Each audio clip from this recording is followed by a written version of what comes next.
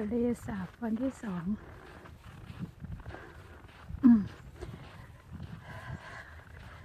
วันที่2ของ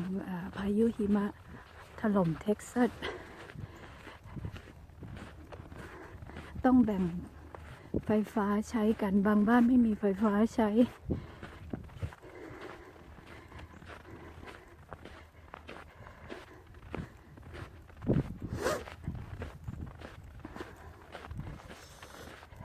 ไม่มี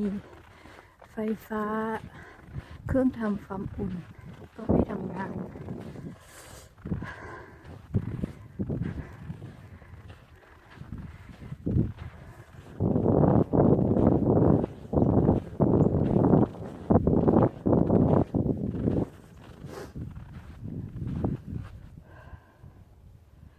นี่คือทะเลสาบ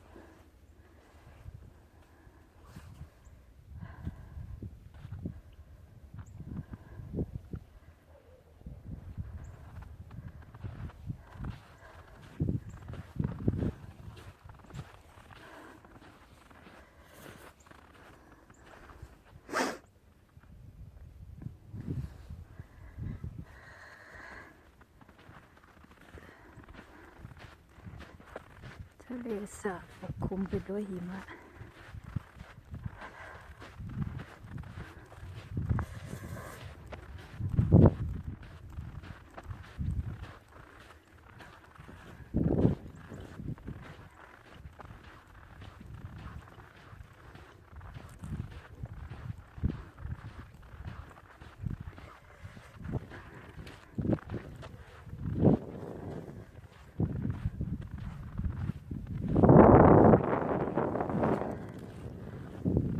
สภาพทะเลสาบลงไปเล่นไอซ์สเก็ตได้เลย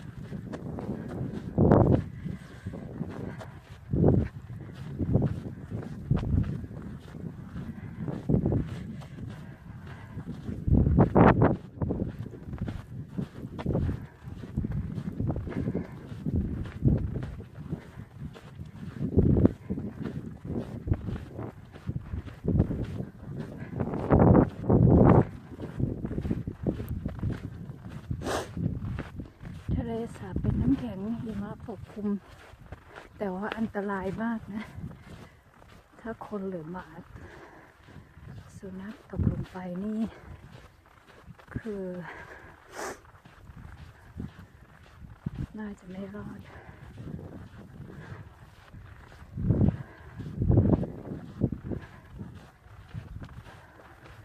รถขับไม่ได้นะวันนี้น่าจะติดลมหิมะ